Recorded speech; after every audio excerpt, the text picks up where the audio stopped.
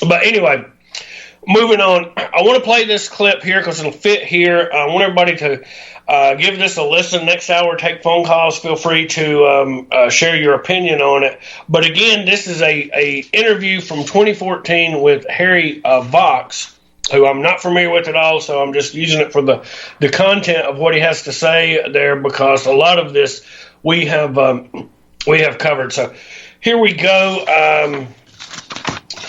Where's my sheet? Let's play audio number 2, please, Kim. Rockefeller Foundation script a plan to introduce martial law and a permanent method for total control of the citizenry. In this plan that they disguised as an academic scenario, as they called it, the method they would use to gain complete prison-like control of the entire population was to infect them with a devastating biological pandemic, and then, under the guise of protecting us from this threat, they would be free to implement their final solution, a prison state. The prison state that they need to keep their grip on power. As usual, the fascists disguise their crimes as helping us, and as is typical of this new type of fascism, they always make the claim that we the people are begging them to have more and more control over us. As you watch this video, remember that the deep state concocted this scheme in 2010 as a quote-unquote simulation of what is to come. The following is proof that the deep state is behind these viral pandemics. Absolutely positively, pandemics are now the tool of choice for the fascists, known as the deep state, and the private contractors that they contract these pandemics out to.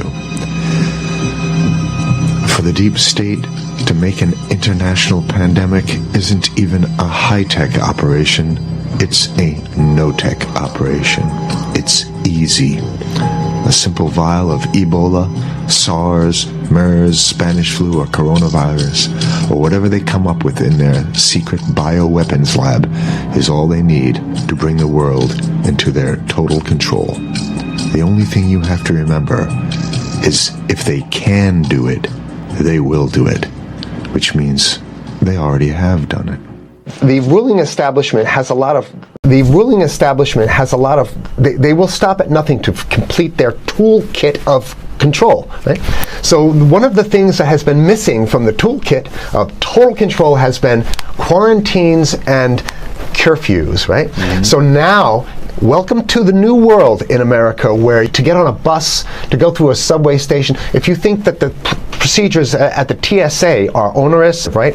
Guess this is coming to a bus depot near you. It's a more invasive way, and the ruling class needs this because, let me say, if the ruling class ever saw wide-scale civil unrest, you'd see an Ebola outbreak in America right away. Okay, so this is, what you see is that Ebola is another tool in the toolbox of the ruling class control. Yeah, to keep down absolutely, repression. Positively, 100%. This is a tool. Right. Ebola doesn't just magically start spreading. Mm-hmm. And then we have this doctors that come back here. The white people, of course, live.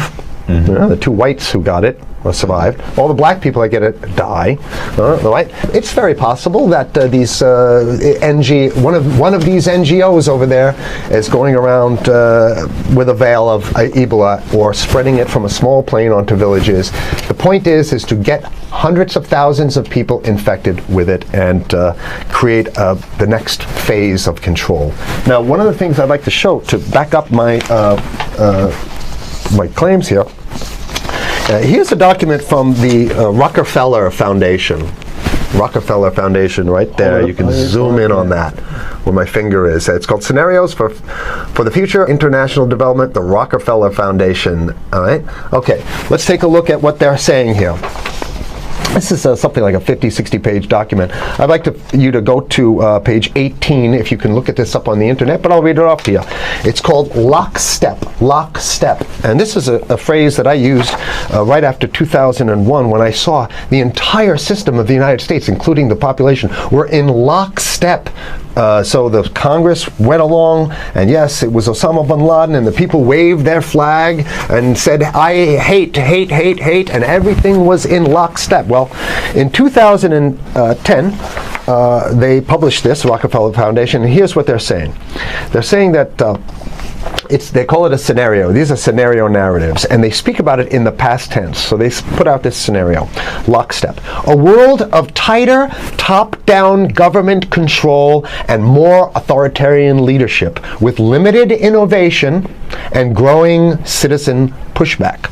Okay, I'll read a little bit of it. In 2012, the pandemic that the world had been anticipating for years, nobody was anticipating a pandemic, finally hit. Unlike 2009's H1N1, this new influenza strain originating from wild geese, they use some scenario, but this is Ebola they're talking about. Ahead. Even the most pandemic-prepared nations were quickly overwhelmed when the virus streaked around the world, infecting nearly 20% of the global population and killing 8 million in just 7 months, the majority of them healthy young adults. The pandemic also had a deadly effect on economies. You can see the agenda, just naked, raw, naked control agenda written down, and it's anybody's guess how this becomes effectuated in real life. So whether this is written specifically as marching orders or whether people take it upon themselves in the intelligence networks to say, okay, well, this has been produced, so this is the plan here. But these narratives have to be written in advance because the intelligence agencies don't know how to do these narratives. They need help. So these think tanks, they come up with these, like Rand Corporation, Rockefeller Foundation. These are think tanks of death. They're not there to find great ways to help people. Right? Okay, the pandemic also had a deadly effect on economics. International mobility of both people and goods screeched to a halt. Which is what they want. They want a completely isolated world, right? Debilitating industries like tourism and breaking global supply chains. Well, of course they want tourism stopped because they're not in the tourism business, and they want you at home in your house in front of the TV. Then they got you, because once you watch the TV, they own your soul. Even locally. Wait a second, we're on television. I mean commercial television, let's say. National. Even locally, normally bustling shops and offices sat empty for months. Okay, so I love how they talk about it in the past tense in 2010. Right? The pandemic blanketed the planet, though disproportionate numbers in Africa died. Southeast Asia and Central America, where the virus spread like wildfire. It sounds like the opening monologue of a disaster movie, right? Exactly. Now listen here's the good stuff now. But even in developed countries, containment was a challenge. Now here's this one. I love this one. The United States' initial policy of strongly discouraging, in quotation marks, strongly discouraging citizens from flying proved deadly in its leniency. So they're saying, that... No, keep going. Okay, read it. proved deadly in its leniency. So they should have been tougher, right? Accelerating the spread of the virus, not just within the United States, but across borders. However, a few countries did fare better. China, in particular.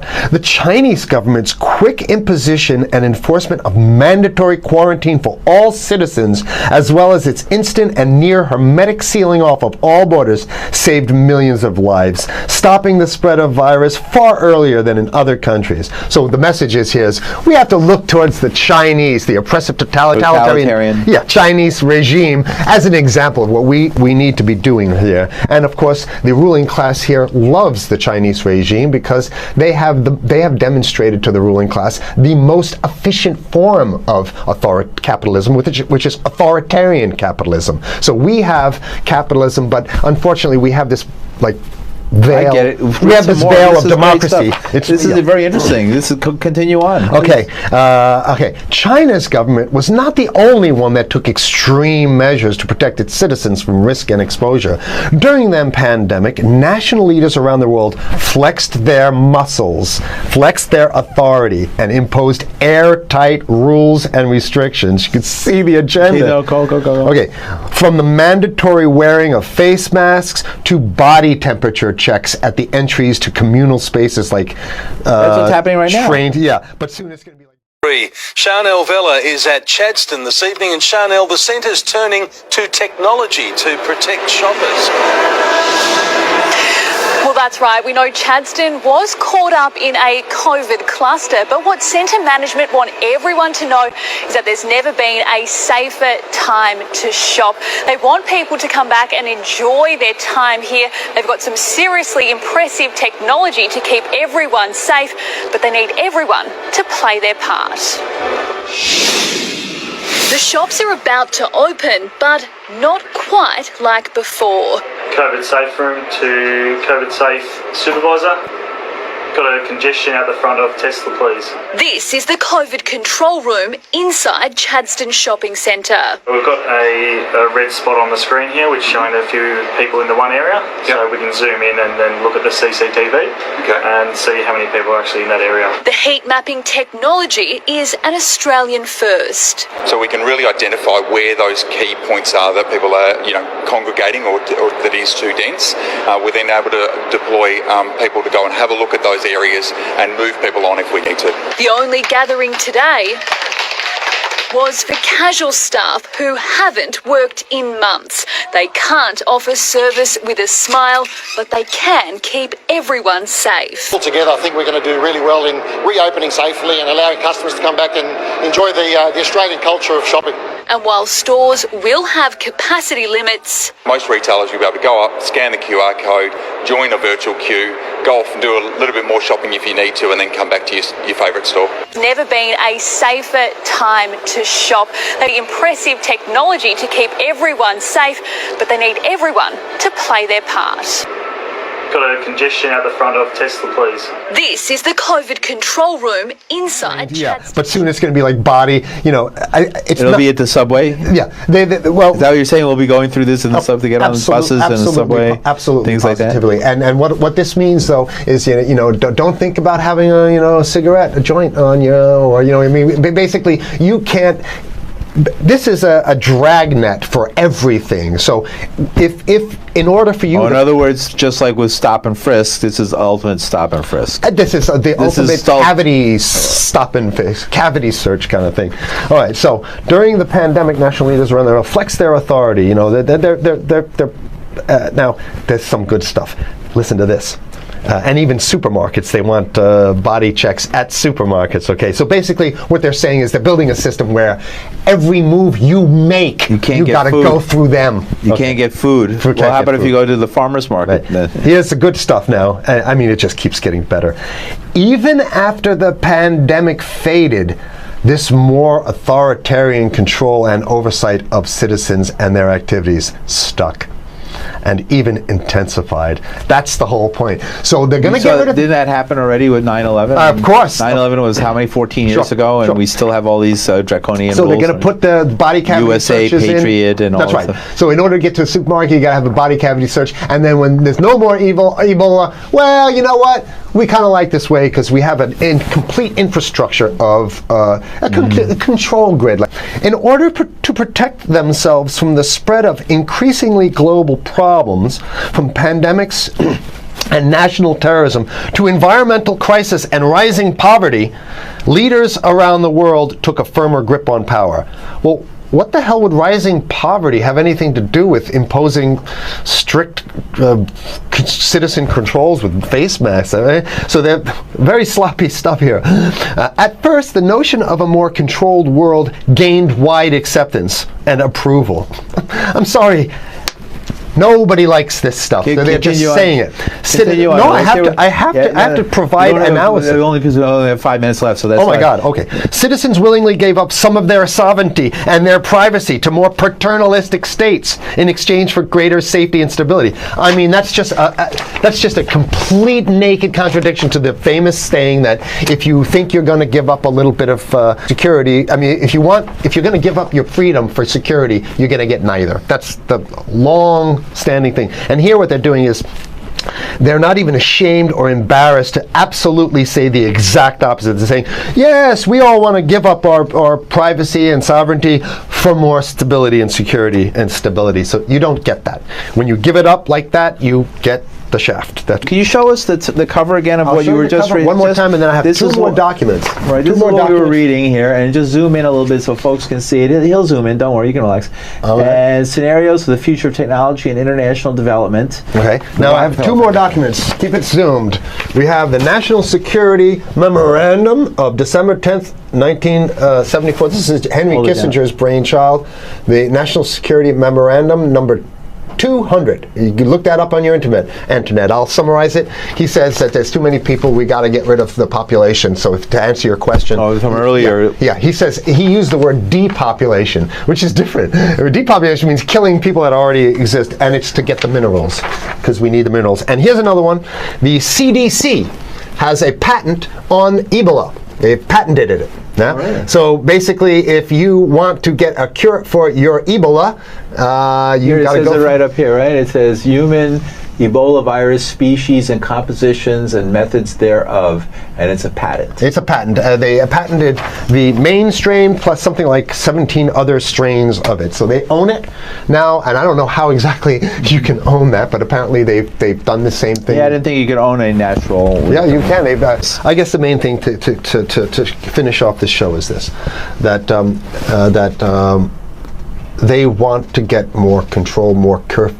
And it's going to be curfews and quarantines. So what I'm saying is that unless the American people start to get some new way to revolt, a new way to organize, new way to protest, unless we can break through the apathy, because that's what we have here, then it's going to be a slave state here. The ruling class doesn't seem to have too much resistance. They're getting everything on their Christmas shopping list, and they've been wanting quarantines and curfews for a long time. Now they got it. And if you want to live in a world where you're tricked into all this stuff because it's for your safety, right?